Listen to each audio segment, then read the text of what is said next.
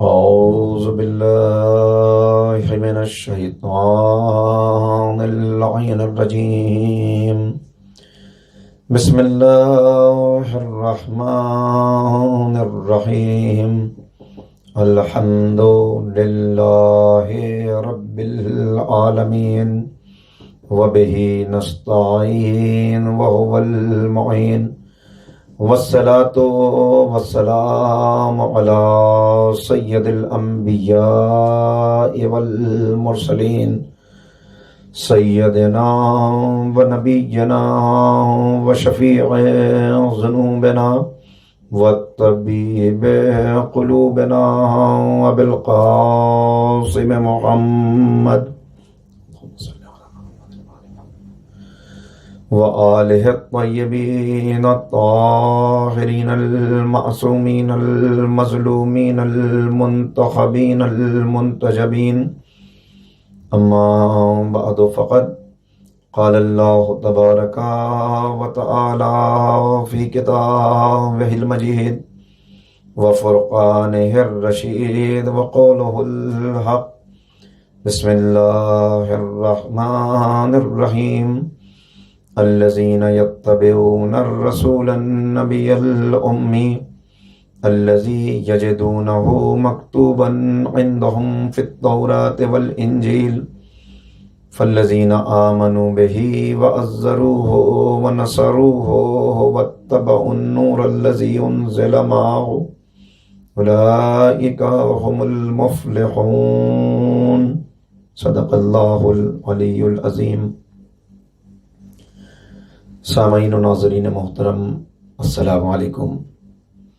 آغاز گفتگو سے پہلے گزارش ہے کہ آج کے بانیان مجالس کے مرحومین و مرحومات کے لیے سورہ فاتحہ کی تلاوت فرمائیں. بسم اللہ الرحمن الرحیم.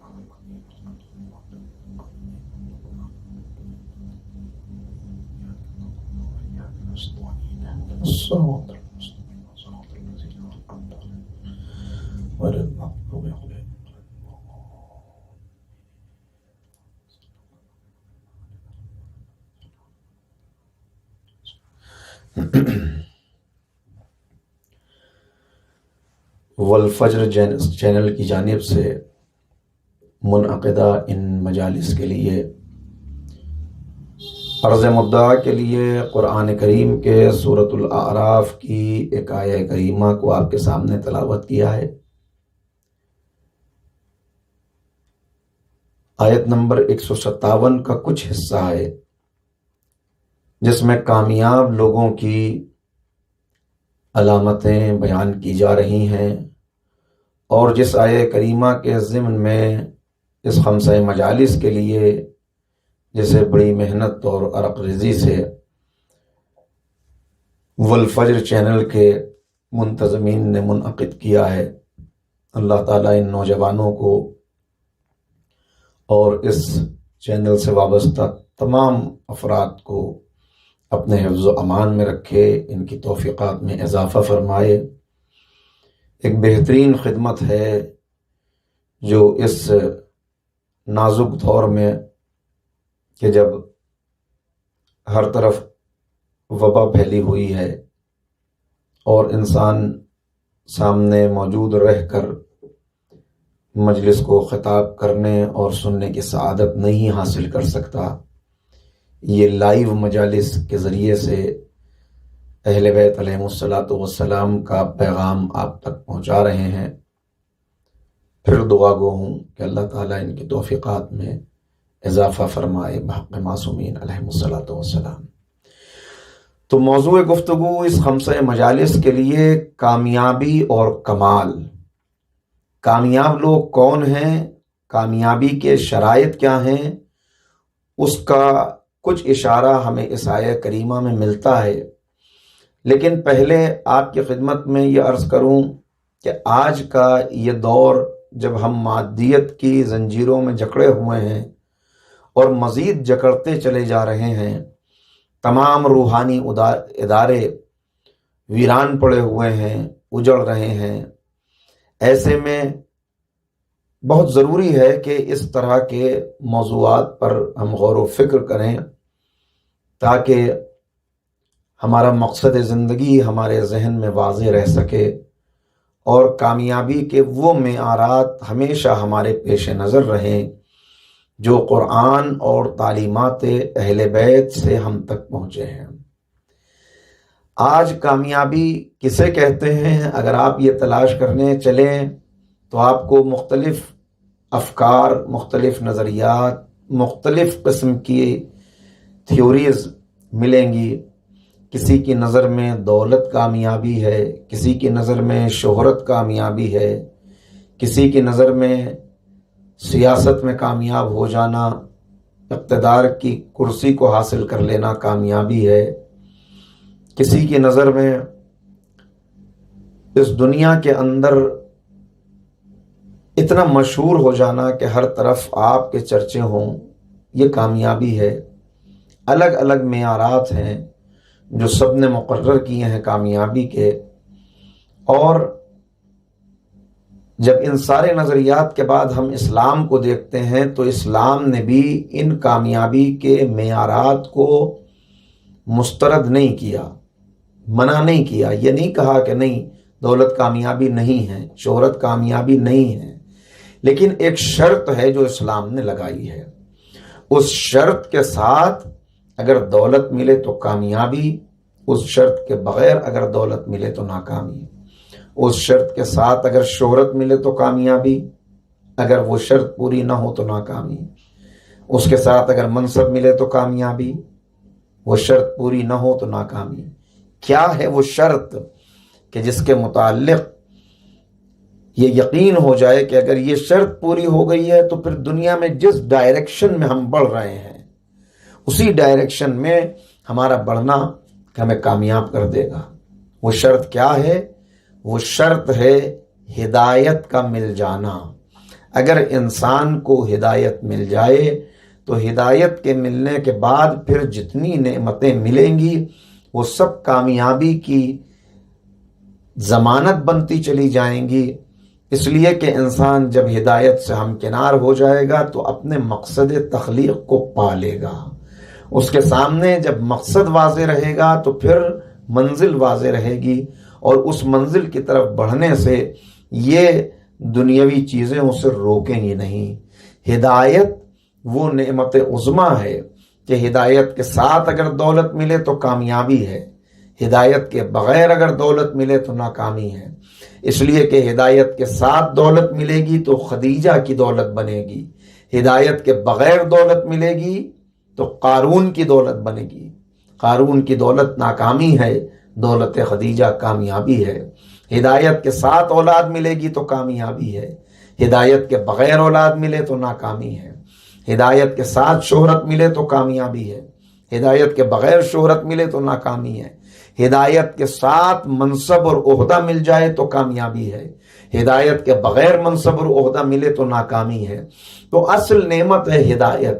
یہی وجہ ہے کہ اگر جو دنیا نے معیارات بنائے اس کے مطابق کامیابی ملتی تو پھر قارون کے پاس بڑی دولت تھی، اسے کامیاب ہونا چاہیے تھا۔ نمرود کے پاس حکومت تھی، کامیاب ہونا چاہیے تھا۔ فرعون کے پاس سلطنت تھی، کامیاب ہونا چاہیے تھا۔ ابرہا کے پاس لشکر تھا، اسے کامیاب ہونا چاہیے تھا۔ لیکن یہ سب کچھ حاصل کرنے کے بعد بھی یہ ناکام ہو گئے۔ کیوں ناکام ہوئے؟ اس لیے کہ ہدایت سے ہمکنار نہیں ہو سکے۔ تو ہدایت مل جائے انسان کو، اور ہدایت کیا ہے؟ اگر آسان ترین الفاظ میں اپنے سننے والوں کے لیے تاکہ بات چھوٹے بھائیوں تک بھی پہنچ جائے میں عرض کروں کہ ہدایت کیا ہے، تو ہدایت یعنی انسان اس دنیا کی تخلیق کا مقصد سمجھ لے کہ یہ دنیا ابس پیدا نہیں ہوئی ہے، یہ دنیا بیکار پیدا نہیں ہوئی ہے، اور اس دنیا میں جو مجھے بھیجا گیا ہے وہ بے سبب نہیں بھیجا گیا۔ دنیا کی تخلیق کا مقصد کیا ہے؟ الذی خلق الموت والحیات لیبلوکم ایکم احسن عملا۔ اللہ اپنی جنت کے لیے لوگوں کا انتخاب کر رہا ہے، لوگوں کو چن رہا ہے، اور اس جنت کے لیے انتخاب اس دنیا میں ہو رہا ہے۔ لہٰذا یہ دنیا اور یہ موت و حیات کا سلسلہ یہ کیا ہے؟ یہ انسان کے لیے آزمائش ہے، امتحان ہے، ٹرائل ہے، ٹیسٹ ہے، ایگزامینیشن ہال ہے جس میں ہم بیٹھے ہوئے ہیں، اور ایک وقت وہ آئے گا کہ آواز آئے گی بس وقت ختم ہوا، your time is up, stop writing, submit your copies. بس جیسے ہی یہ آواز آئے انسان رک جائے گا، اور اس کے بعد اس کے اس آزمائش میں شامل ہونے کا نتیجہ کہ اس نے کیا حاصل کیا، اس نے کیا کمایا، وہ اس کے سامنے آ جائے گا۔ تو یہ بات ذہن میں واضح رہے کہ دنیا امتحان کے لیے ہے، میں اس دنیا میں آزمائش کے لیے بھیجا گیا ہوں، اور پھر یہ واضح رہے کہ میرے اندر اللہ نے ایک صلاحیت رکھی ہے، فَأَلْهَمَهَا فُجُورَهَا وَتَقْوَاهَا، خیر اور شر کو پہچاننے کی صلاحیت، اچھائی اور برائی میں تمیز کرنے کی صلاحیت، یہ میرے اندر موجود ہے۔ اس دنیا میں اس صلاحیت کے ساتھ آزادی مجھے دے دی گئی، اس آزادی کے ساتھ قدم بڑھاتے ہوئے مجھے آگے بڑھنا ہے، مگر اپنے مقصد کو گم نہیں کرنا، اپنے مقصد کو حاصل کرنے کے لیے مسلسل سعی اور کوشش کرنی ہے، اور اگر اپنے مقصد کو حاصل کر لیا تو مجھے کامیابی مل گئی، میں نے اپنے آپ کو کامیاب کر لیا۔ لہذا کامیابی اور کمال کے لیے پہلے تو یہ بات واضح رہے کہ کامیابی وہ نہیں ہے جس کے معیارات دنیا والے بناتے ہیں۔ حقیقی کامیابی وہ ہے کہ انسان اپنے مقصد تخلیق کو واضح رکھتے ہوئے اپنے آپ کو اس دنیا سے کامیاب کر کے چلا جائے۔ اب یہاں اس آیہ کریمہ میں جسے میں نے تلاوت کیا، بتایا جا رہا ہے کہ کامیابی کے شرائط کیا ہیں۔ پہلے آخری جہاں پر الفاظ جہاں ختم ہوئی آیت وہ کیا ہیں؟ اولئک هم المفلحون، وہ لوگ فلاح پانے والے ہیں، کامیاب ہیں۔ کون لوگ فلاح پانے والے ہیں؟ الذین یتبعون الرسول النبی الامی الذی یجدونہ مکتوبا عندہم فی التوراۃ والانجیل۔ کون ہیں؟ وہ جو اتباع کرتے ہیں اس نبی کا، اس رسول کا کہ جو نبی امی ہے اور جس کا تذکرہ توریت میں اور انجیل میں بھی موجود ہے۔ الذین یجدونہ مکتوبا عندہم فی التوراۃ والانجیل۔ پھر اتباع کسے کہتے ہیں اور اتباع کے شرائط کیا ہیں، مرحلے کیا ہیں، وہ بیان کر دیے گئے۔ فالذین آمنوا بہ، پہلا مرحلہ یہ ہے کہ اس نبی پر ایمان لایا جائے، وَعَزَّرُوهُ، اس کا احترام کیا جائے، وَنَصَرُوهُ، اس کی نصرت کی جائے، وَاتَّبَعُوا النُّورَ الَّذِي أُنزِلَ مَعَهُ، اور اس نور کی پیروی کی جائے جو اس نبی کے ساتھ نازل ہوا۔ یہ شرائط اتباع ہیں۔ پہلے لفظ اتباع پر آپ کی توجہ چاہتا ہوں۔ اتباع کہتے کسے ہیں؟ دیکھیے، ایک ہے اطاعت، ایک ہے اتباع، دونوں میں فرق ہے۔ اطاعت انسان مجبوراً بھی کر لیتا ہے، اس لیے کہ اطاعت، دیکھیے ایک غلام ہے جو اپنے آقا کی اطاعت کرنے پر مجبور ہے، طوعاً و کرہن اسے یہ اطاعت کرنی ہے، اس لیے کہ اسے پسند ہو یا ناپسند ہو، مگر وہ غلام ہے، آقا نے اسے خریدا ہے، لہذا آقا کے اشاروں پر چلنا، آقا کی بات ماننا، اس کے حکم کو بجا لانا، اس کے لیے وہ مجبور ہے۔ پسند ہو یا نہ پسند ہو، آقا کے حکم کو بجا لائے گا، اسے اطاعت کہتے ہیں۔ ہم ایک زمانے میں انگریزوں کے غلام تھے تو اطاعت کرنے پر مجبور تھے۔ اسی طرح رعایا اپنے حاکم کی اطاعت کرنے پر مجبور ہے۔ لیکن اطاعت اور اتباع میں فرق کیا ہے؟ جب انتہائی درجے کی اطاعت اور انتہائی درجے کی محبت یہ دونوں جمع ہو جائیں، یعنی اطاعت اور محبت جب دونوں جمع ہو جائیں اور دونوں اپنے کلائمیکس پر ہوں، تو اس کا نام ہے اتباع۔ کہ جہاں انسان اطاعت کرے کسی مجبوری کی بنیاد پر نہ کرے، بلکہ محبت جو اس کے اندر موجود ہے وہ محبت ایسے درجہ کمال پر پہنچی ہوئی ہو کہ وہ اسے اتباع کرنے پر مجبور کر دے، اتباع کرنے کی ترغیب دلائے، اطاعت کرنے کی ترغیب دلائے، تو یہ اطاعت اتباع بنتی ہے۔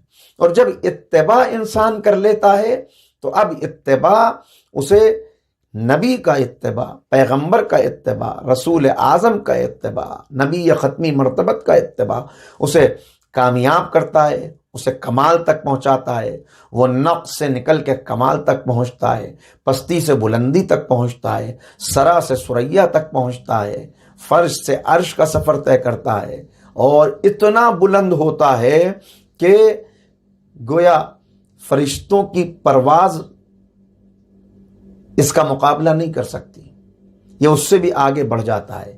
جب اس انگارے خاکی میں ہوتا ہے یقین پیدا، تو کر لیتا ہے یہ بالوں پر روح الامی پیدا۔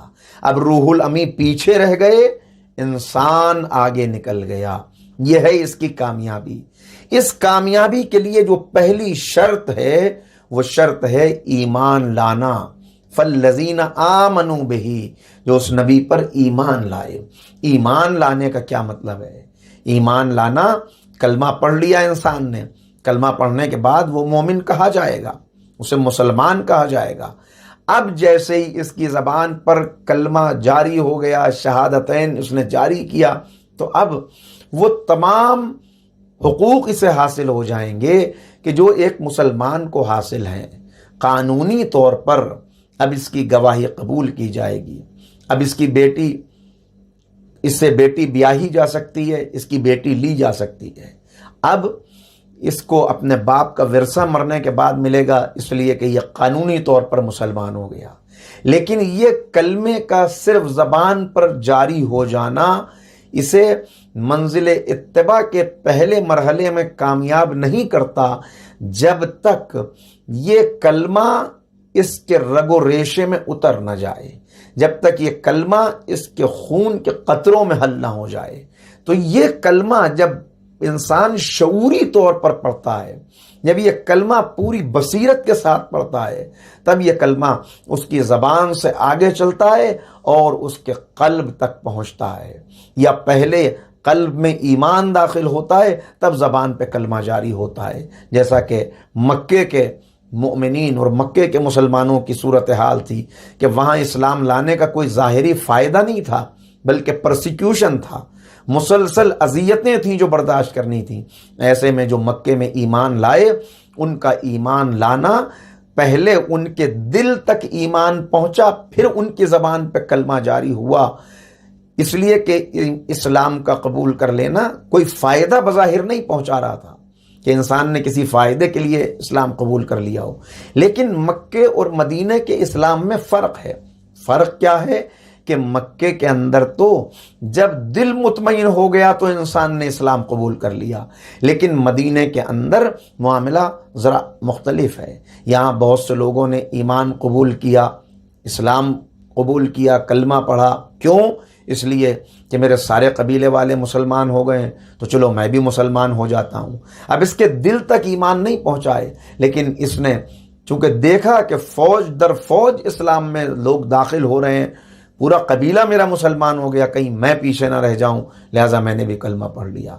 پورا خاندان مسلمان ہو گیا، میں اکیلا اگر کافر رہ گیا تو اب میرے لیے مشکل ہوگا کہ کس طرح میں اپنی اجتماعی زندگی کو بسر کروں گا، لہٰذا ٹھیک ہے سب نے کلمہ پڑھ لیا، میں نے بھی کلمہ پڑھ لیا خاندان والوں کو دیکھ کر۔ تو یہ کلمہ زبانی کلمہ تھا، شعوری کلمہ نہیں تھا۔ شعوری کلمہ جہاں نہیں تھا وہاں پر ظاہرہ کے اتباع کا وہ پہلا مرحلہ طے نہیں ہوا کہ جہاں انسان اطاعت کی اس منزل پر آتا ہے کہ جہاں محبت بھی کمال پر ہو اور انسان ہر چیز کو عشق کے زیر اثر قربان کرنے کے لیے تیار ہو جائے کہ میرے معشوق کی مرضی یہ ہے کہ میں اپنا سب کچھ قربان کر دوں، لہذا سب کچھ حاضر ہے۔ یہ دنیا الگ دنیا ہوتی ہے، اور یہ اسی وقت حاصل ہوتی ہے کہ جب کلمہ لب و دہن کا اسیر بن کے نہ رہے بلکہ قلب و روح تک اتر جائے۔ اس بات کی دلیل کے طور پر سورۃ الحجرات کی آیہ کریمہ آپ کے سامنے پیش کروں تاکہ بات پہنچ جائے۔ ارشاد ہوا قالت الاعراب آمنا قل لم تؤمنوا، اے پیغمبر یہ جو آپ کے پاس آئے ہیں ڈیزرٹ کے رہنے والے اعراب، دیہاتی مسلمان، اور یہ آ کر کہہ رہے ہیں کہ ہم ایمان لے آئے، تو ایک جھٹکے سے قرآن نے ریجیکٹ کر دیا، قل لم تؤمنوا، ان سے کہیے تم ہرگز ایمان نہیں لائے، ولیکن قولوا اسلمنا، بلکہ کہو کہ ہم اسلام لائے ہیں، ایمان تو ابھی تم جانتے بھی نہیں کہ ایمان کیا ہوتا ہے۔ تو یہ بہت بڑی تعداد مسلمانوں کی تھی جو ایمان لانے کا دعویٰ کر رہی تھی، کلمہ پڑھ کے حقیقتاً ان کے دلوں تک ایمان نہیں پہنچا تھا، اس لیے کہ ان کے ایمان لانے کے پیچھے جو محرک تھا، وہ محرک وہ جذبہ نہیں تھا جو اہل مکہ کے دل میں تھا، بلکہ یہاں سب کو دیکھا موب جدھر جا رہا ہے ہم بھی ادھر چلیں، فتح مکہ ہو گئی، اب تو اسلام کا مقابلہ کرنے کا کوئی فائدہ نہیں ہے، اس لیے کہ اب اسلام کا اتنی بڑی طاقت بن چکا ہے کہ ہم مقابلہ نہیں کر سکتے، لہٰذا آؤ گھٹنے ٹیک دیں، اب ہم بھی کلمہ پڑھ لیں، اب ہم بھی اسلام لے آئیں۔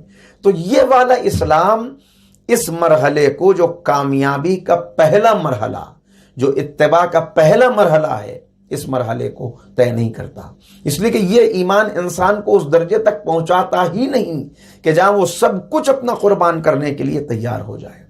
اور جب بھی آپ کو معصوم کی آواز پر لبیک کہنے والوں میں سستی نظر آئے گی، جب بھی آپ کو معصوم کی آواز صدا بصہرا سنائی دے، تو آپ سمجھ لیجئے کہ ابھی وہ والا ایمان نہیں تھا کہ جو انسان کو سب کچھ قربان کر دینے پہ تیار کر دیتا ہے۔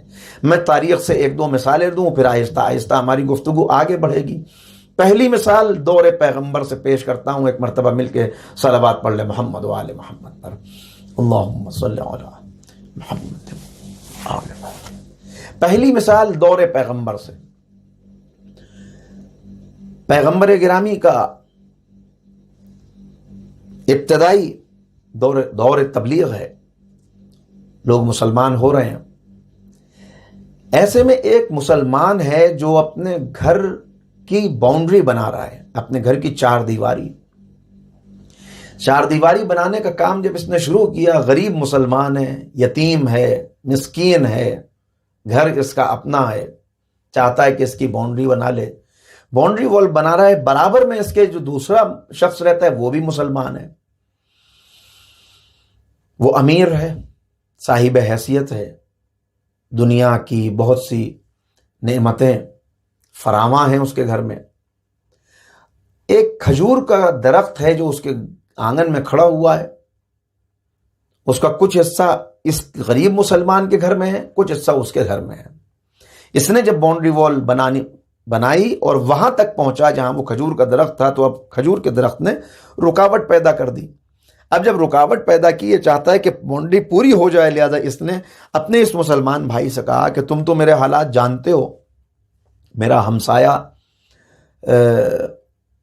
تم میرے ہمسائے ہو، ہر وقت میرے شب و روز، میرے حالات، میرے تمام چیزوں سے تم واقف ہو، میں غریب ہوں، مسکین ہوں، یہ باؤنڈری وال بنانے میں یہ درخت رکاوٹ پیدا کر رہا ہے، تم ایسا کرو کہ جو ایک پڑوسی کا حق ہوتا ہے، جو ایک مسلمان کا حق ہوتا ہے، تو تمہارے پاس تو سب کچھ ہے اللہ کا دیا ہوا، یہ درخت میرے حق میں چھوڑ دو، اس کا حصہ میرے گھر میں آ ہی رہا ہے، تم پورا مجھے دے دو یہ، تاکہ میں یہ اپنی باؤنڈری مکمل کر لوں۔ اس نے کہا کہ بھائی میں تو نہیں دیتا، یہ درخت تو میں تمہیں نہیں دوں گا۔ تو یہ خاموش ہو گیا۔ اس نے کہا کہ اچھا ایسا کر لو کہ اس کا سودا طے کر لو، تم بتا دو کہ اس کی قیمت کیا ہے، میں تمہیں آہستہ آہستہ وہ قیمت ادا کر دوں گا، تم میرے پڑوسی ہو، ہمیں ہمیشہ ساتھ رہنا ہے۔ اس نے کہا کہ نہ میں یہ چھوڑ رہا ہوں، نہ میں یہ بیچنے کا ارادہ رکھتا ہوں، تم جیسے کرنا ہے ویسا کرو، مگر میں اپنے اس درخت کو ہٹانے کے لیے، چھوڑنے کے لیے، بیچنے کے لیے کسی کے لیے بھی تیار نہیں ہوں، اور اس سلسلے میں میں کوئی تمہاری بات نہیں مان سکتا، کوئی مدد نہیں کر سکتا۔ اب یہ بیچارہ پریشان ہو گیا، پریشان ہوگا تو کہاں جائے گا؟ ایک مسلمان پریشان ہوگا اور رسول اللہ موجود ہیں تو ظاہر ہے پیغمبر ہی کی پناہ میں جائے گا، لہٰذا یہ پیغمبر گرامی کی خدمت میں پہنچا اور اس نے آ کے کہا کہ یا رسول اللہ، میرے ساتھ ایک بہت بڑا مسئلہ درپیش ہے، میرا ہمسایہ مسلمان ہے، آپ کا صحابی ہے، آپ کی بزم میں آتا ہے، آپ کے پاس اٹھتا بیٹھتا ہے، آپ سے محبت کا دعویٰ کرتا ہے، یہ مسئلہ ہے، میں چاہتا ہوں کہ درخت مجھے دے دے، وہ دینے کے لیے تیار نہیں ہے۔ آپ حکم فرمائیے، آپ کی بات تو نہیں ٹالے گا، لہٰذا آپ سفارش کر دیجئے یہ درخت مجھے دلوا دیجئے، نہ اگر وہ دے تو بیچنے کے لیے تیار ہو جائے، میں کچھ دن میں قیمت آہستہ آہستہ ادا کر دوں گا۔ پیغمبر اکرم نے اس کو بلوایا اور اس سے کہا کہ بھائی یہ درخت اپنے اس بھائی کے حق میں چھوڑ دو، تمہیں تو پتہ ہے کہ ہمسائے کے کتنے حقوق ہوتے ہیں۔ بارہا پیغمبر اپنے خطبات میں بتاتے رہتے ہیں کہ ہمسائے کے حقوق کتنے ہیں، بلکہ امیر المومنین نے تو اپنی وصیت میں ارشاد فرمایا، جو بستر شہادت سے آپ نے وصیت کی ہے اس میں ارشاد فرمایا کہ امام حسن مجتبی علیہ الصلاۃ والسلام سے وصیت کی ہے، اور سب سننے والوں کے لیے وصیت ہے، جہاں تک آواز پہنچے، جہاں تک چاہنے والے ہیں ان سب کے لیے پیغام ہے کہ دیکھو اپنے ہمسائے کے حقوق کا خیال رکھنا، اس لیے کہ میں نے تمہارے جد کو یہ فرماتے ہوئے سنا، یہ کہتے ہوئے اتنا انہوں نے حقوق بیان کیا ہمسائے کے کہ ہم یہ سمجھنے لگے کہ شاید ہمارے مرنے کے بعد ہماری میراث میں بھی اس کو حصہ ملے گا۔ اور شہزادی کونین کا وہ جواب جو آپ نے امام حسن مجتبی علیہ الصلاۃ والسلام کو دیا کہ جب امام حسن نے دیکھا کہ شہزادی دعائے نیم شب میں ہر ایک کا، ہمسائے کا، پڑوسی کا نام لے لے کر اس کے لیے دعا کر رہی ہیں، یہاں تک کہ طویل فہرست ہو گئی، شہزادی ایک ایک کا نام لے کر دعا کر رہی ہیں، تو کہا کہ اماں آپ نے سب کا نام لے کے دعا کی، اپنے لیے دعا، ہمارے لیے دعا؟ تو بی بی نے فرمایا الجار ثم الدار، پہلے ہمسایہ، پہلے پڑوسی، اس کے بعد گھر والوں کا حق۔ تو پڑوسی کا، ہمسائے کا حق بہت ہے۔ چنانچہ پیغمبر اکرم نے مکے کی زندگی میں ایک حدیث ارشاد فرمائی اور قسم کھا کے ارشاد فرمائی، اللہ کی قسم کھا کے پیغمبر نے کہا واللہ لا یؤمن، وہ شخص نہیں ایمان لایا، اس کا کوئی ایمان نہیں، اس کا کوئی ایمان نہیں ہے۔ پریشان ہو گئے اصحاب کہ کون ہے ایسا بدبخت کہ جس کے لیے 3 مرتبہ پیغمبر قسم کھا کر یہ ارشاد فرما رہے ہیں کہ اس کا کوئی ایمان نہیں ہے۔ کہا اس کا کوئی ایمان نہیں، یا رسول اللہ کس کا؟ کہا اس کا کوئی ایمان نہیں جس کے شر سے اس کا پڑوسی محفوظ نہ رہ سکے، جس کے شر سے اس کا پڑوسی۔ اور بات یاد آ گئی تو ایک اور ارشاد فرمایا، امام جعفر صادق علیہ الصلاۃ والسلام ارشاد فرماتے ہیں کہ پڑوسی کا حق یہ نہیں ہے کہ تم اسے تکلیف نہ دو، تم اسے تکلیف نہ دو، یہ صرف پڑوسی کا حق نہیں ہے، بلکہ پڑوسی کا حق یہ ہے کہ اگر وہ تمہیں تکلیف دے تب بھی تم اس کے حق کو ادا کرتے رہو، تب بھی تم صبر کرو، اور جب اس سے ملو تو خوش اخلاقی کا مظاہرہ کرو۔ تو کہا کہ پیغمبر نے تمہارا یہ ہمسایہ ہے، اس کا تمہارے اوپر حق ہے، درخت چھوڑ دو اس کے حق میں۔ تو اس نے کہا کہ نہیں، میں چھوڑنے کے لیے تیار نہیں ہوں۔ کہا اچھا بیچ دو، کہ میں بیچنا بھی نہیں چاہتا۔ اب پورے بزم میں آپ اندازہ لگا سکتے ہیں کہ اصحاب کے دلوں کی کیفیت کیا ہے، کہ یہ کیسا مسلمان ہے، کیسا بدبخت انسان ہے کہ خود نبی کریم اس سے کہہ رہے ہیں کہ درخت چھوڑ دو، بیچ دو، اور یہ حکم پیغمبر ماننے کے لیے تیار نہیں ہے۔ دیکھیے یہ ہے زبان والا کلمہ، اگر یہ کلمہ شعوری کلمہ ہوتا تو کوئی اور صورتحال ہوتی۔ شعوری کلمہ جہاں تھا وہاں کیا ہوا، ابھی ایک مرحلے کے بعد دیکھیے گا کہ جس نے شعوری کلمہ پڑھا تھا وہ اٹھ کے کھڑا ہوتا ہے کچھ دیر کے بعد، مگر اس سے پہلے پیغمبر نے اب اس کو ایک ایسا آفر دیا کہ جسے کوئی مسلمان اگر ذرا سا بھی عقل و شعور رکھتا ہے تو جھٹلا ہی نہیں سکتا، ٹھکرا ہی نہیں سکتا، مسترد کر ہی نہیں سکتا۔ پیغمبر نے کہا اگر تم یہ درخت اپنے اس بھائی کے حق میں چھوڑ دو تو میں جنت میں ایسے ہی درخت کی ضمانت دیتا ہوں۔ یہ کھجور کا درخت یہاں اسے دے دو، جنت میں مجھ سے وہ درخت لے لینا، میں ضمانت دیتا ہوں۔ بھئی جنت میں درخت لینے کا کیا مطلب؟ یہ تو نہیں ہو سکتا نا کہ یہ جہنم میں رہے اور درخت اسے جنت میں ملے، ورنہ ایسا درخت اسے کیا فائدہ پہنچائے گا؟ یعنی اسے جنت کی ضمانت مل رہی ہے کہ جنت لے لو، یہاں کا ایک درخت چھوڑ دو۔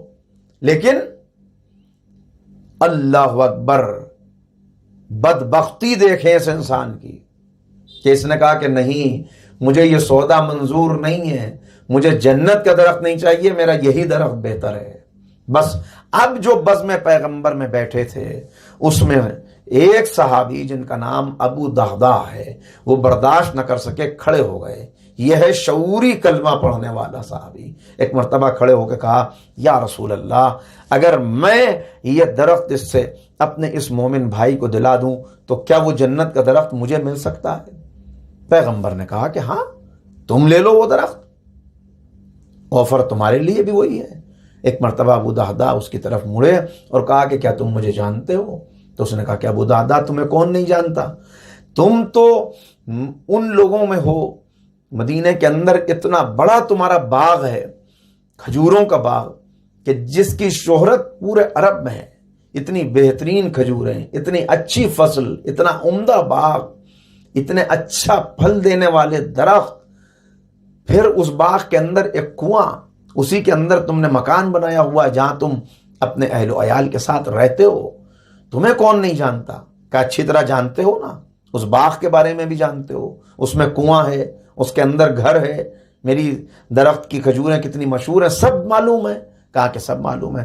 کہا اگر تم وہ درخت اپنے اس بھائی کو دے دو تو میں وہ اپنا پورا باغ اس کنویں اور اس گھر سمیت تمہیں دینے کے لیے تیار ہوں۔ اس نے سنا، اسے کانوں کے اوپر یقین نہیں آیا۔ دیکھیے، یہ ہے چونکہ بے شعوری کے عالم میں اسلام لایا ہے، چونکہ اتباع کا جو پہلا مرحلہ ہے اسے اس نے طے نہیں کیا۔ فالذین آمنوا بہ، جو ایمان لانے کی شرط ہے اس شرط کو یہ جانتا ہی نہیں ہے۔ کلمے کے تقاضے کیا ہیں، کلمہ پڑھنے کے بعد رسول کا حق کیا ہوتا ہے، اللہ اور رسول کی اطاعت کیسے کی جاتی ہے، محبت کہاں کتنی ابھرتی ہے، اور اس کے بعد انسان کس طرح اپنا سب کچھ قربان کرنے کے لیے تیار ہو جاتا ہے۔ راہ عشق کیا ہے، روایت عشق کیا ہے، عشق کی راہ میں بڑھنے والا کس طرح اپنا سب کچھ قربان کر دیتا ہے۔ بے خطر کود پڑا آتش نمرود میں عشق، عقل ہے محو تماشائے لبے بام ابھی۔ عشق والے سوچتے نہیں ہیں، وہ تو بس بڑھ جاتے ہیں، اور عقل والے، عقل بھی یہ وہ عقل نہیں جو حقیقی عقل ہے، بلکہ وہ عقل جو حیوانی عقل ہے، جو مادی عقل ہے، جو انسان کو صرف لینا سکھاتی ہے، وہ عقل ہمیشہ عشق کے مقابلے میں آتی ہے۔ اس لیے کہ عقل کہتی ہے لے لو، عقل کہتی ہے جمع کر لو، عقل کہتی ہے بچا لو، عقل کہتی ہے کہ ضائع نہ ہونے دو، اور عشق کہتا ہے تو بچا بچا کے نہ رکھ اسے، تیرا آئینہ ہے وہ آئینہ کہ شکستہ ہو تو عزیز تر ہے نگاہ آئینہ ساز میں۔ عشق کہتا ہے دے دو سب کچھ، اے میرے معبود، اے میرے آقا، اے میرے رہبر، جب میں نے آپ سے عشق کیا ہے تو اب معشوق کی راہ میں سب کچھ قربان ہے، جان بھی تیری، اولاد بھی تیری، مال بھی تیرا، گھر بھی تیرا، میں بھی تیرا، سب کچھ تیرا، تیری راہ میں سب کچھ قربان کرنے کے بعد بھی میں حق ادا نہ کر سکا۔ کیسے حق ادا کر سکتا ہوں؟ اس لیے کہ جو کچھ تجھے دیا وہ تیرا ہی دیا ہوا تو تھا، وہ تیری امانتیں تجھے واپس دے کر تیری راہ میں کیا تیرا حق ادا کیا جا سکتا ہے؟ یہ ہوتا ہے عاشق۔ لہٰذا ایسا ہی عاشق ہے ابو دہدہ جو کھڑے ہو کر کہہ رہا ہے سب کچھ لے لے مگر میرے نبی کی بات پوری ہو جائے، میرے پیغمبر نے جو کچھ کہا ہے وہ پیغمبر کی بات محفل میں اس بات کی لاج رہ جائے۔ لہذا کہتا ہے سب کچھ لے لے، وہ درخت چھوڑ دے۔ اس نے یقین نہیں آیا اسے، اس نے کہا کہ تم صحیح تو کہہ رہے ہو، تمہاری عقل تو ٹھکانے ہے۔ اس لیے کہ دیکھیے وہی بات کہ یہ ابھی عقل کے، حیوانی عقل کے معیار پر ہی دیکھ رہا ہے، یہ ابھی انہی نگاہوں سے دیکھ رہا ہے۔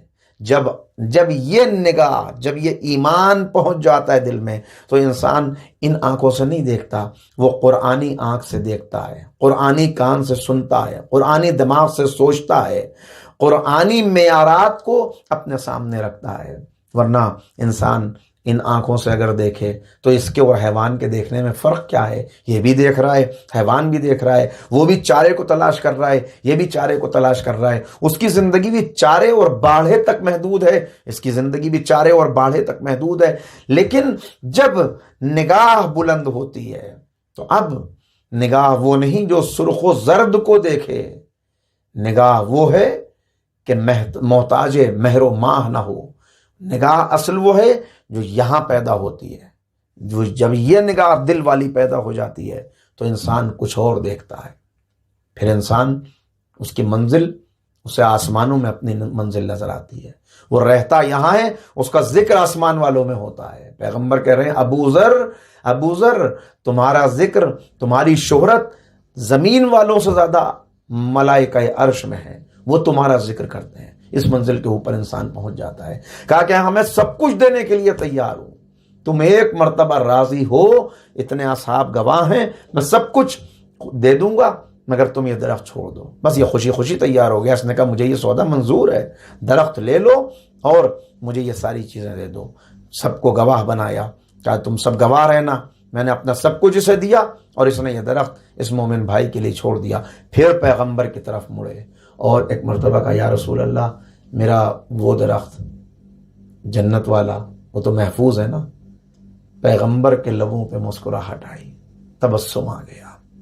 کہا اے ابو دہدا، اللہ نے ایک درخت کے بدلے میں ایک درخت کا وعدہ کیا تھا، مگر تم نے اپنا پورا باغ، اپنا کل سرمایہ، اپنی پوری زندگی کی جمع پونجی سب کچھ راہ خدا میں قربان کر دی، تو اب اللہ نے جنت میں تمہیں ایک باغ عطا کیا ہے جو اتنا وسیع و عریض ہے کہ اگر ایک سوار 100 سال تک دوڑتا رہے، سرپٹ گھوڑا دوڑاتا رہے، تب بھی اس باغ کے حدود سے باہر نہیں نکل سکتا۔ باغ تمہیں عطا کیا۔ خوشی کے عالم میں ابو دہدہ نکلے۔ ذرا میں یہاں روکتا ہوں، میں آپ سے سوال کرتا ہوں، ذرا دلوں پہ ہاتھ رکھ کے فیصلہ کریں۔ اگر ایسا کوئی فیصلہ کر کے کوئی مومن آج اپنے گھر آ جائے اور گھر آ کے اپنی شریک حیات کو اس کی اطلاع دے کہ میں یہ فیصلہ کر کے آیا ہوں، یہ سودا کر کے آیا ہوں، تو اب کیا رد عمل ہوگا؟ کیا رد عمل ہوگا آپ میں سے ہر ایک اندازہ لگا سکتا ہے۔ لیکن اگر شریک حیات شریک مقصد بن جائے، اسی لیے قرآن کریم کہتا ہے والمؤمنون والمؤمنات بعضهم اولیاء بعض یأمرون بالمعروف وینہون عن المنکر۔ مومن مرد اور مومن عورت یہ ایک دوسرے کے دوست ہیں، سپورٹر ہیں، ایک دوسرے کا سہارا بننے والے ہیں، راہ حق میں قدم بڑھانے کے لیے، معاشرے سے برائیوں کو دور کر کے اچھائیوں کو پھیلانے کے لیے۔ لہٰذا یہی اسلام چاہتا ہے کہ گھر میں ہر ایک کا مقصد ایک ہو، جو مقصد شوہر کا ہو وہی زوجہ کا ہو، وہی بچوں کا ہو۔ جب سب کا مقصد ایک ہو جائے تو سب حق کی راہ میں ایک ساتھ آگے بڑھتے ہیں۔ اب کوئی کسی کے لیے رکاوٹ نہیں پیدا کرتا۔ تعاونوا علی البر والتقوی ولا تعاونوا علی الاثم والعدوان۔ جب کوئی نیکی کی راہ پہ آگے بڑھے تو اسے تنہا نہ چھوڑنا، اس کے دست و بازو بن جاؤ، اس کو قوت عطا کر کے معاشرے میں اس کو سہارا دو، اسے آگے بڑھاؤ۔ اور اگر کوئی ظلم کی راہ پر، کوئی بدی کی راہ پر بڑھے تو اس کا بائیکاٹ کرو، اس کو تنہا چھوڑ دو۔ لیکن معاملہ دنیا میں برعکس ہے، یہاں باطل کی راہ پر چلنے والے بہت ہیں، اکثریت ہے، ان کے ساتھ چلنے والے بھی بہت ہیں، ان کی حمایت کرنے والے بھی بہت ہیں، لیکن امیر المومنین فرماتے ہیں کہ حق کی راہ پر چلنے میں سب سے بڑی مشکل یہی ہے کہ حق کی راہ پر چلنے والا تنہا رہ جاتا ہے۔ جناب ابو ذر کو وصیت کر رہے ہیں رسول خدا، پیغمبر اکرم فرما رہے ہیں اے ابو ذر، اگر تم دیکھو کہ ساری دنیا ایک راہ پر جا رہی ہے اور تنہا علی دوسرے راستے پر جا رہے ہیں تو سب کو چھوڑ دینا، علی کا راستہ نہ چھوڑنا، علی کا ساتھ نہ چھوڑنا، اس لیے کہ علی تمہیں دائرہ حق سے نکلنے نہیں دیں گے۔ علی کا راستہ حق کا راستہ ہے، لیکن اس پر مختصر لوگ ہیں، اس پر کم لوگ، کم افراد ہیں، باطل کی راہ پہ چلنے والے بہت ہیں۔ چنانچہ ابو دہدہ دوڑے کہ اس کی خوشخبری اپنی زوجہ کو دیں، بھاگے ہوئے آئے اور برداشت نہیں ہو رہی خوشی، لہٰذا گھر کے باہر سے ہی پکار کے اپنی زوجہ کو کہا کہ ارے سن رہی ہو، میں آج ایک سودا کر کے آیا ہوں، میں نے سودا کیا ہے۔ کہا کہ ابو دہدہ تم بہترین تاجر ہو، تم نے کوئی اچھا سودا کیا ہوگا۔ کہا ارے سنو تو صحیح کیا سودا کر کے آیا ہوں۔ اور اس کے بعد ابو دہدہ نے بتایا کہ میں یہ سودا کر کے آیا ہوں۔ جیسے ہی اس مومنہ نے سنا فوراً اس نے کہا کہ ابو دہدہ سبحان اللہ، تمہارے کیا کہنے، اگر کوئی مجھ سے پوچھتا کہ اس دنیا میں، اس عرب میں سب سے بڑا تاجر کون ہے، تو میں تمہارا نام لیتی، مگر مجھے آج پتا چلا کہ اس زمین پہ چلنے والوں میں تم سے اچھا کوئی تاجر نہیں ہے، تم نے بہترین سودا کیا ہے۔ ہاں کیا کہنے، بس کہا کہ مومنہ یہ گھر بھی میں نے دے دیا، کہا بس چند لمحے رکو، میں کچھ سامان لے کے گھر سے نکلتی ہوں، دے دو سب کچھ۔ اس سے بڑی خوشخبری کیا ہو سکتی ہے کہ نبی کی بات کو پورا کرنے کے لیے تم نے سب کچھ راہ خدا میں دے دیا۔ تو یہ ہے عزیزو، بس میں رکتا ہوں، ایک سوال یہاں پہ کر کے آگے بڑھتا ہوں تاکہ ہم کامیابی اور کمال جو ہمارا موضوع ہے اور جو معیارات ہم آپ کی خدمت میں بیان کرنے کی کوشش کر رہے ہیں، ان معیارات پر اپنے آپ کو بھی پرکھتے ہوئے چلیں کہ ہم کہاں ہیں۔ اس لیے کہ مولا فرماتے ہیں نہج البلاغہ میں، اور حارث حمدانی کو جو خط لکھا اس خط میں، کہ جب بھی ہسٹری کو پڑھو، جب بھی کن واقعات سنو، تو صرف سن کے گزر نہ جاؤ، بلکہ ان واقعات کو سن کر اپنے آپ سے سوال کرو کہ اگر میں اس دور میں ہوتا اور میں ان دونوں کرداروں کی جگہ تاریخ میں کھڑا ہوتا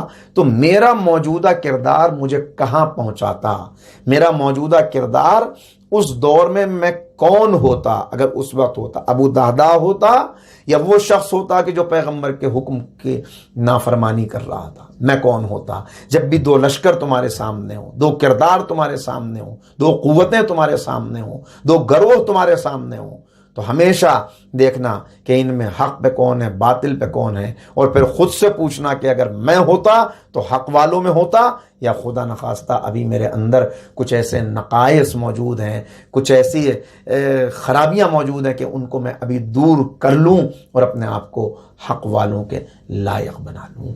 میں آپ سے سوال کرتا ہوں کہ یہ جو آفر تھا، یہ جو بات کہی پیغمبر نے، کھجور کا درخت چھوڑ دو، جنت میں کھجور کا درخت لے لو، یہ اسی شخص سے کہی تھی یا ہم سے بھی کہی ہے؟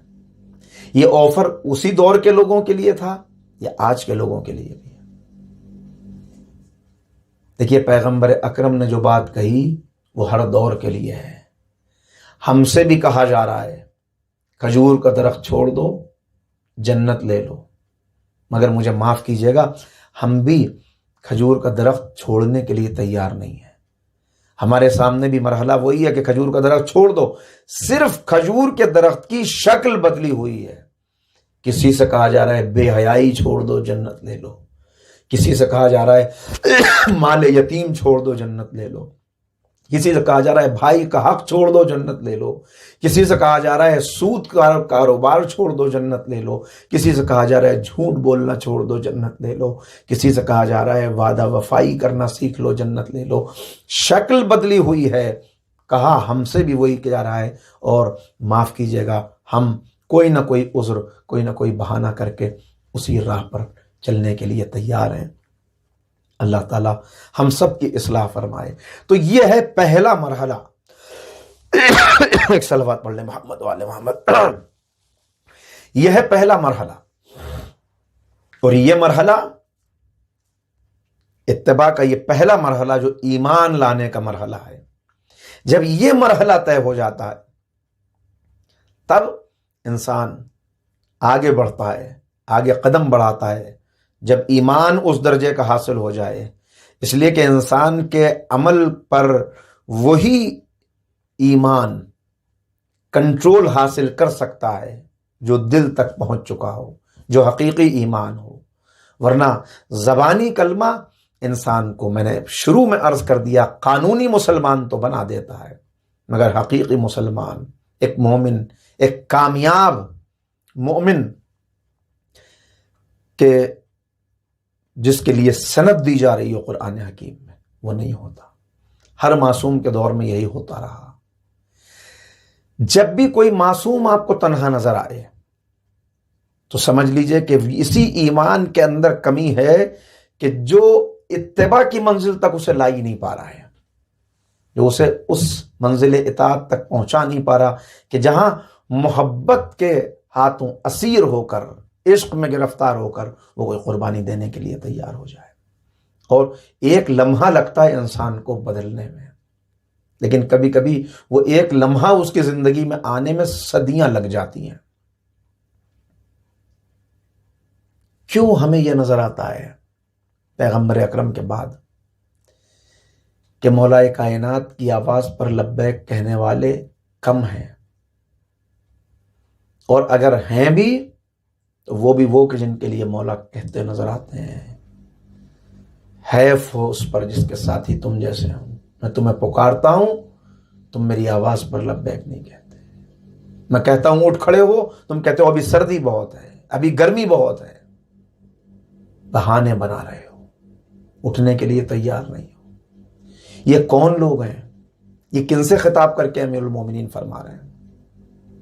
یہ وہی ہیں کہ جو مولا کی آواز پر کبھی جمل میں آ چکے ہیں، کبھی صفین میں مولا کے ساتھ کھڑے ہو چکے ہیں۔ اب جب نہروان کے لیے انہیں بلایا جا رہا ہے تو یہ کہہ رہے ہیں کہ مولا ابھی سردی بہت ہے، ابھی گرمی بہت ہے۔ یہ وہ ہیں کہ جنہوں نے کوئی نہ کوئی قربانی پیش کر دی ہے۔ کوفے کے گھروں میں اگر آپ دیکھیں تاریخ کے جھروکے سے تو آپ کو نظر آئے گا کہ ہر گھر نے مولا کی آواز پر کوئی نہ کوئی قربانی پیش کی ہے۔ اب جب یہ قربانیاں پیش کر چکے، ان کے مویشی مارے گئے، ان کے باغات سوکھ گئے، ان کی فصلیں تباہ ہو گئیں، ان کے اسباب ضائع ہو گئے، اب جب مولا پھر بلا رہے ہیں کہ کھڑے ہو جاؤ تو یہ کہہ رہے ہیں کہ ابھی سردی بہت ہے، ابھی گرمی بہت ہے۔ تو مولا کیا کہہ رہے ہیں؟ ہے فوس پر جس کے چاہنے والے تم جیسے ہوں، تمہاری مثال اس کپڑے جیسی ہے جسے ایک طرف سے سیا جائے تو دوسری طرف سے ادھڑ جاتا ہے۔ اگر میرا بس چلے تمہارے 10 دے دشمن کا ایک لے لوں، تمہیں ایکسچینج کر لوں۔ کیوں تمہیں 10 دے کے دشمن کا ایک لے لوں؟ اس لیے کہ وہ جانتے ہیں کہ ان کا قائد باطل پر ہے، پھر بھی وہ اس کی آواز پر لبیک کہتے ہیں۔ تم جانتے ہو کہ میں امام برحق ہوں، پھر بھی میری آواز پر لبیک کہنے کے لیے تیار نہیں ہوں۔ یہ لبیک کہنے والی زبانیں سست کیوں ہو جاتی ہیں، خاموش کیوں ہو جاتی ہیں؟ وجہ ہے شعوری کلمے کا نہ ہونا، شعوری ایمان کا نہ ہونا۔ اسی لیے اسلام نے بار بار متوجہ کیا اپنے شعور کو زندہ رکھنا، اپنے شعور کو پروان چڑھانا۔ دنیا میں جہاں جہاں فساد پھیلا ہوا ہے، یہ فساد کیوں ہے؟ یہ فساد نتیجہ ہے ظلم کا، ظلم نتیجہ ہے عدل کے نہ ہونے کا، عدل کا نہ ہونا نتیجہ ہے شعور کے مردہ ہو جانے کا، نتیجہ ہے اس ایمان کے نہ ہونے کا۔ اسی لیے کہا کہ شعور کو مردہ نہ ہونے دینا، وہ غذائیں نہ کھانا جس سے شعور مردہ ہو جائے، اس دسترخوان پہ نہ بیٹھنا جس سے شعور مردہ ہو جائے، وہ لباس نہ پہننا جس سے شعور مردہ ہو جائے، اس سرزمین پر، اس آب و ہوا، اس ماحول میں نہ رہنا جہاں شعور مردہ ہو جائے۔ چھوڑ دو اس جگہ کو، اپنے شعور کو زندہ رکھو۔ قربانیاں پیش کرنی ہے، راہ حق میں آگے بڑھنا ہے، منزل مقصود کو پانا ہے، رضائے الہی تک پہنچنا ہے، زندگی کو دنیا و آخرت میں کامیاب کرنا ہے، تو شعور کو زندہ رکھنا پڑے گا تاکہ کلمہ حقیقی کلمہ بن جائے۔ ورنہ بس وقت نہیں کہ میں یہاں سے زیادہ آگے بڑھوں۔ میں عرض کرتا ہوں، ایک نام اپنے ذہنوں میں محفوظ کیجئے، عبید اللہ ابن حرے جعفی، عبید اللہ ابن حرے جعفی۔ دیکھیں جب شعور مردہ ہو تو کیا ہوتا ہے، 2 مثالوں پہ بات ختم کر دوں گا۔ کون ہے یہ شخص؟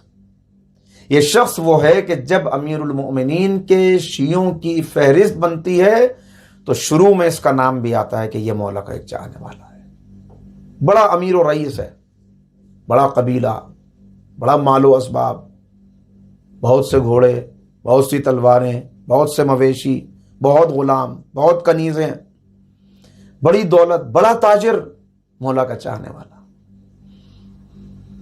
قافلہ حسینی اپنی منزل کی طرف رواں ہے کہ امام کو آ کے کوئی اطلاع دیتا ہے کہ مولا آپ کو خبر بھی ہے یہ قافلہ جو ہم سے کچھ فاصلے پر چل رہا ہے، یہ قافلہ عبید اللہ ابن حرے جعفی کا ہے، آپ کے بابا کا چاہنے والا۔ امام نے کہا اچھا، قاصد بھیجا، جاؤ عبید اللہ ابن حر جافی سے کہنا کہ تمہیں امام نے طلب کیا ہے۔ قاصد گیا، پیغام پہنچایا، عبید اللہ نہیں آیا۔ امام نے پھر غلام کو بھیجا کہ جاؤ جا کے اطلاع دو۔ پھر غلام گیا، عبید اللہ نہیں آیا۔ دیکھیے امام، محضر شہادت امام کے پاس ہے۔ امام جانتے ہیں کہ کون ہے جو آئے گا اور کون ہے جو نہیں آئے گا، لیکن یہ امام کی بالغ نظری ہے، یہ امام کی اپنی حکمت ہے کہ پھر بھی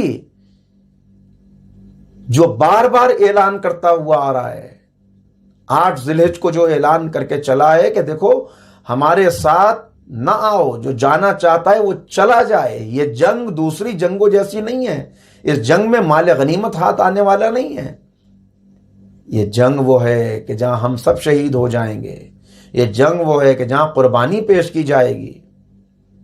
ہم کسی حکومت کے لیے نہیں نکلے ہیں، انما خرجت لطلب الاصلاح فی امت جدی، میں اپنے جد کی امت کی اصلاح کے لیے نکلا ہوں۔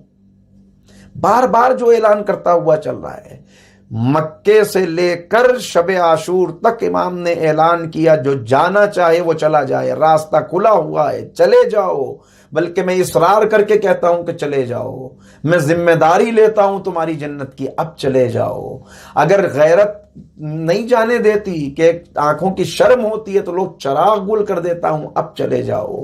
اگر جانے کا سبب کوئی پوچھے کہ کیوں چھوڑ کے چلے آئے تو جاؤ، میں تمہیں ذمہ داری بھی دے دیتا ہوں، جاؤ چلے جاؤ اور اپنے ساتھ لے جاؤ اپنے ساتھ اہل حرم کو پہنچا دو، کہہ دینا کہ ہم یہ ذمہ داری تھی جسے ہم لے کر آئے تھے، چلے جاؤ، میں ذمہ داری لیتا ہوں۔ محشر میں نانا سے میں کہوں گا کہ یہ جانا نہیں چاہتے تھے مگر میں نے ان کو بھیج دیا تھا۔ مگر وہ کیا کہہ رہے ہیں حسین، اگر ٹھوکریں مار کے بھی اپنے در سے جدا کرو گے تو ہم یہ در نہیں چھوڑیں گے۔ تم کہتے ہو چلے جاؤ، ہم کہاں چلے جائیں؟ کوئی کہتا ہے اگر میرے جسم کو قینچی سے کاٹ کاٹ کے الگ کیا جائے، میں شہید ہو جاؤں، پھر روح پلٹائی جائے، پھر میں زندہ ہو جاؤں، پھر آپ کے قدموں میں آ جاؤں گا۔ اور ایسا 70 مرتبہ اگر کیا جائے کہ 70 مرتبہ مجھے یوں قتل کیا جائے کہ قینچی سے کاٹ کاٹ کے میرے بدن کو جدا کر دیا جائے اور میرے 70 مرتبہ مر جانے سے آپ کا اکبر بچ جائے تو مولا میں خوشی خوشی اپنی قربانی دے دوں گا، مگر آپ کو چھوڑ کے کہاں چلا جاؤں؟ مولا جانے کے لیے کہہ رہے ہیں، صحرا کے درندے ہمیں پھاڑ کے کھا جائیں اگر آج ہم آپ کو چھوڑ کے چلا جائیں، ناممکن ہے مولا آپ کو چھوڑ کے چلے جائیں، یہ کیسے ممکن ہے؟ یہ تو ہم سوچ بھی نہیں سکتے، تصور بھی نہیں کر سکتے۔ یہ ہے عالم، آقا کہہ رہے ہیں چلے جاؤ، لیکن اس کے باوجود کہ کہہ رہے ہیں چلے جاؤ، کسی کو قاصد بھیج کے بلایا، کسی کو خط لکھ کے دعوت دی، آ جاؤ، کہیں اپنے بیٹے کو بھیجا، جاؤ بلاؤ، اور یہاں اپنے غلام کو 2 مرتبہ بھیجا، جاؤ عبید اللہ ابن حر جافی سے کہو کہ تمہارے آقا نے یاد کیا ہے۔ جب 2 مرتبہ میں نہیں آئے، تیسری مرتبہ امام خود تشریف لے گئے۔ یہ اتمام حجت تھا، یہ دکھانا تھا، یہ بتانا تھا کہ دیکھو کردار کیسے ہوتے ہیں، یہ بتانا تھا دیکھو کون ہیں جو راہ عشق میں اپنی جانیں قربان کر سکتے ہیں۔ یہ روایت عشق ہے، یہ منزل عشق ہے، یہاں آسان نہیں ہے اپنی قربانیوں کو پیش کرنا۔ امام خود پہنچ گئے اور عبید اللہ ابن حر جافی نے دیکھا، فوراً کھڑا ہو گیا، استقبال کیا، امام کو لے کے آیا، صدر مقام پہ لا کے بٹھایا، خود ہاتھوں کو جوڑ کے سامنے کھڑا ہو گیا۔ امام نے کہا کیا میرا پیغام نہیں ملا؟ کہا فرزند رسول پیغام ملا۔ کیا تمہیں پتہ نہیں چلا میرے ساتھ علی و فاطمہ کی بیٹیاں بھی ہیں؟ کہا مولا پتہ چلا۔ پھر میں نے تمہیں امداد کے لیے بلایا، نصرت کے لیے بلایا، چپ کھڑا رہا، اندر گیا، واپس آیا، ایک تلوار لیے ہوئے، وہ تلوار لا کے امام کے قدموں میں رکھ دی، کہا مولا عرب کی بیش قیمتی تلوار ہے، یہ آپ کی نظر کرتا ہوں، قبول کر لیجئے۔ مولا استبل میں ایک سے ایک گھوڑے بندے ہوئے ہیں، بہترین نسل کا گھوڑا آپ کی نظر کرتا ہوں، قبول کر لیجئے، یہ تلوار لے لیجئے، یہ گھوڑا لے لیجئے، مگر میں نہیں آ سکتا مولا، میں نہیں آ سکتا۔ عجب بدقسمتی تھی۔ واقعہ کربلا کے بعد یہی عبید اللہ ابن حر جافی تھا جو صحراؤں میں نکل جاتا تھا، اپنے بالوں کو نوچتا تھا، اپنے کپڑوں کو پھاڑتا تھا، ہائے یہ میں نے کیا کیا، یہ میں نے کیا کیا۔ لوگوں سے کہتا تھا اے لوگوں، بازاروں میں آ کر، چوراہوں پہ آ کے اگر کسی بدقسمت انسان کو نہ دیکھا ہو تو تاریخ کے سب سے بڑے بدقسمت کو دیکھ لو، تمہارے سامنے کھڑا ہوا ہے۔ جنت خود چل کے میرے دروازے پہ آئی تھی، جنت کا شہزادہ خود مجھے جنت دینے کے لیے آیا تھا، مگر میں نہیں۔ کہتا تھا اے لوگوں سنو، میں نے حسین ابن علی کو اس سے پہلے بھی کئی بار دفعہ دیکھا تھا، میں نے حسین ابن علی کو اس سے پہلے بھی دیکھا تھا، لیکن روزے اس روز جس حسین ابن علی کو میں نے دیکھا میں بیان نہیں کر سکتا۔ میں نے اس سے پہلے بھی حسین کو دیکھا تھا، لیکن اس دن حسین ہو بہو تصویر رسالت معلوم ہوتے تھے، مجھے خود بلانے آئے تھے، میں نہیں گیا۔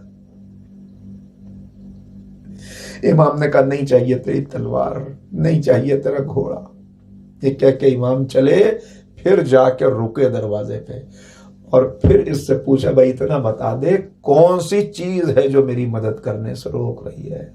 اس نے سر جھکا کے کہا حسین معاشرے میں میری ایک عزت ہے اور تمہارے ساتھ آنے میں ذلت ہے کا خطرہ ہے، رسوائی کا خطرہ ہے، یہ فوج بڑی بے حیا ہے، یہ رسوا کرے گی، میں رسوائی برداشت نہیں کر سکتا۔ دیکھیے یہ ہے دنیا کے بنائے ہوئے جھوٹے معیارات پر جان دینے کا نتیجہ کہ دنیا کے معیارات عزت کو دیکھ رہا ہے۔ اس بدبخت کو یہ پتہ ہی نہیں کہ عزتیں شروع بھی حسین سے ہوتی ہیں، ختم بھی حسین پر ہوتی ہیں۔ عزت دینے والا تو اللہ ہے، حسین کا رب ہے جو عزت دیتا ہے۔ وَتُعِزُّ مَن تَشَاءُ وَتُذِلُّ مَن تَشَاءُ۔ نہیں آیا، چلے گئے امام۔ یہ ہے تاریخ کا ایک کردار، اور ایک اور کردار ہے 18 دن شادی کو ہوئے ہیں، چھوٹا سا قافلہ ہے، 3 لوگ ہیں، ایک ماں، ایک نیا دولہا جو اپنی دلہن کو بیاہ کے لایا ہے، ابھی گھر بھی نہیں پہنچا، تینوں کرسچن ہیں، عیسائی ہیں۔ ماں اپنے بیٹے سے کہتی ہے یہ قافلہ جو ہمارے ساتھ چل رہا ہے یہ کن لوگوں کا قافلہ ہے، یہ آخر کون ہے جو بچوں کو لے کر، خواتین کو لے کے گرمی کے اس موسم میں نکل پڑے ہیں۔ اور کہتی ہے میرے لال مجھے ایسا لگتا ہے بہت نیک لوگ ہیں، کیونکہ جب تاریکی شب کا پردہ ہر طرف تن جاتا ہے تب ان کے خیموں سے آہستہ آہستہ رونے کی، گڑ گڑانے کی، مناجات کی، تلاوت کی، اپنے رب کی بارگاہ میں راز و نیاز کی صدائیں آتی ہیں، ایسی آوازیں آتی ہیں جیسے شہد کی مکھیوں کے بھنبھنانے کی آواز ہوتی ہے۔ یہ کون لوگ ہیں میرا پتہ تو کرو۔ بس ماں کے دل میں خیال پیدا ہو رہے نیک لوگ ہیں، اچھے لوگوں کا قافلہ ہے۔ اور عزیزوں میں نے کہا کہ یہ امام کی اپنی حکمت، امام خود آ گئے۔ کون؟ یہ ہے وہب قلبی، امام خود تشریف لے آئے۔ جب آئے ہیں امام، خیمے کے در پہ آ کے آواز دی اے وہب قلبی، تو مادر وہب نے جواب دیا میرا بیٹا اس وقت خیمے میں نہیں ہے، کہیں باہر گیا ہوا ہے۔ کہا اچھا جب وہ واپس آئے تو اتنا کہنا کہ فاطمہ کا لال آیا تھا، فاطمہ کا بیٹا آیا تھا۔ وہ ایک مرتبہ نام سنا، اس مومنہ نے آگے بڑھ کے کہا فاطمہ کون؟ فاطمہ بنت محمد۔ کیا محمد کی بیٹی فاطمہ؟ کہا ہاں۔ کیا آپ محمد کے نواسے ہیں؟ کہا ہاں۔ بس امام تو یہ تعارف دے کے چلے گئے، وہب سے ملے بھی نہیں، مگر جب وہب واپس آیا تو ماں بے چینی کے عالم میں ٹہل رہی تھی۔ کہا بیٹا میں نہ کہتی تھی کہ بہت نیک لوگ ہیں؟ اے میرے لال، ارے میں نے پہچان لیا، میں نے محمد کا کلمہ پڑھ لیا، میں ایمان لے آئی۔ اے میرے لال، نصرت کے لیے بلانے آئے تھے، یہ محمد کا بیٹا ہے، نواسا فاطمہ کا لخت جگر۔ اے میرے لال، یہ ان کی راہ سعادت ہے، ان کی راہ میں قربان ہو جانا اس سے بڑی سعادت کوئی نہیں۔ اس کے بعد کہتی ہے میرے لال مجھ سے وعدہ کر کہ تو ان کی راہ میں اپنی جان قربان کر دے گا، اگر تو نے ایسا نہ کیا تو میں اپنا دودھ نہ بخشوں گی۔ اس کے بعد کہتی ہے دیکھ ایسا نہ ہو کہ زوجہ کی محبت تیرے پیروں کی زنجیر بن جائے۔ زوجہ نے یہ آواز سنی، زوجہ وہب آئی، آنے کے بعد کہا اماں میں نہیں روکتی، میں نہیں روکتی، اس راہ میں قربان ہونے سے میں نہیں روکوں گی، مگر میری ایک شرط ہے۔ آگے بڑھ کے کہا وہب میں تمہیں جانے سے نہیں روکتی، مگر ایک شرط ہے، مجھے آقا کی خدمت میں لے کے چلو۔ ارے مجھے ضمانت دلوا دو آقا کی کہ یہاں تو تم میرے شوہر بن کے نہ رہ سکے، مگر جنت میں تم میرے شوہر ہوں گے، میں تمہاری زوجہ ہوں گی۔ امام کی خدمت میں لے کے آئی زوجہ، مولا بس اتنا وعدہ فرما لیجئے یہ میرا شوہر ہوگا، میں اس کی زوجہ ہوں گی، اور مولا ضمانت کے طور پہ کچھ دے دیجئے، اس لیے کہ محشر میں کوئی کسی کو پہچانے گا نہیں۔ امام نے اپنے لباس کا ایک ٹکڑا دیا، آدھا ٹکڑا وہب کو دیا، آدھا زوجہ وہب کو دیا کہ اس کے ذریعے سے تم ایک دوسرے کو پہچانو گے، میں جنت کا سردار، میں ضمانت دیتا ہوں کہ جنت میں تم ایک ساتھ داخل ہوگے، جنت میں شوہر و زوجہ کا رشتہ ہوگا۔ کہ بس مولا اب میں مطمئن ہو گئی، ایک بات اور ہے مولا، ایک تمنا اور ہے۔ کہ وہ کیا؟ اے مولا میرا شوہر تو ابھی میدان جنگ میں چلا جائے گا، آپ مجھے اپنی بہن زینب کی کنیزی میں دے دیجئے گا، اس لیے کہ میں نئی دلہن ہوں، میرا شوہر تو قربان ہو جائے گا، لیکن کہیں ایسا نہ ہو کہ میرے شوہر کے مرنے کے بعد کوئی میرے سر سے چادر اتار لے۔ اتنا سننا تھا، حسین کبھی کرسی سے کھڑے ہوئے، کبھی بیٹھے، کبھی کھڑے ہوئے، کبھی بیٹھے۔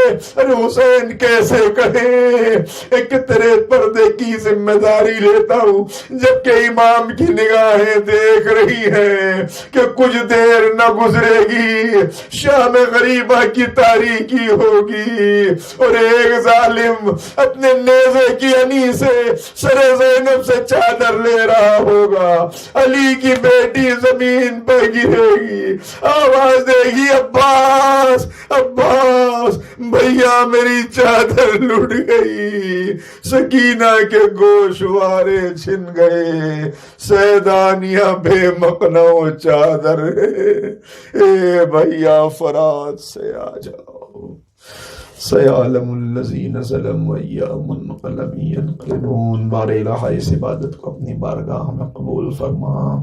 معبود جو بیمار ہیں انہیں شفائے کاملہ عاجلہ عنایت فرما، جو مقروض ہیں ان کے قرضوں کو غیب سے ادا فرما دے۔ بار الہ تمام مومنین و مومنات کو اپنے حفظ و امان میں رکھ، بلا و مصیبت سے محفوظ رکھ، جو بیمار ہیں انہیں شفائے کاملہ عاجلہ عنایت فرما، امام کے ظہور میں تعجیل فرما، ہمیں امام کے انصار و ایمان میں شمار فرما۔